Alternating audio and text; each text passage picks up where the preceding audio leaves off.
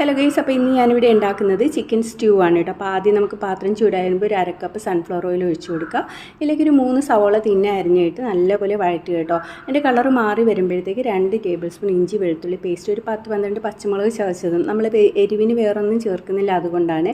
ഇനി ഇതിൻ്റെ പച്ചമണം മാറുന്നവരെ ഒന്ന് ഇളക്കി കൊടുക്കുക. അതിലേക്ക് ഒരു 3/4 കിലോ ചിക്കനാണ് ഞാനിവിടെ ചേർത്ത് കൊടുക്കുന്നത്. എൻ്റെ മോനാണ് ഇരുന്ന് പഠിക്കുന്നത് കേട്ടോ, സൺഡേ ആയതുകൊണ്ട്. അപ്പോൾ നല്ലപോലെ അത് ഇളക്കി കൊടുത്തതിന് ശേഷം നമ്മളിതിൽ ഒരു തേങ്ങയുടെ പാല്, 1-ാം പാലും 2-ാം പാലും എടുത്ത് വെച്ച് 2-ാം പാല് ചേർത്തിട്ടാണ് നമുക്ക് വേവിക്കേണ്ടത്. ആവശ്യത്തിന് ഉപ്പും ചേർത്ത് ഒന്ന് വേവിക്കട്ടെ. ഒരു 3/4 വേവാകുമ്പോൾ നമുക്ക് അതിലേക്ക് ഒരു 2-3 പൊട്ടറ്റോ കൂടെ ചേർത്ത് കൊടുക്കുന്നുണ്ട്. ഇവിടെ പൊട്ടറ്റോ ഭയങ്കര ഇഷ്ടമായതുകൊണ്ടാണ് കേട്ടോ.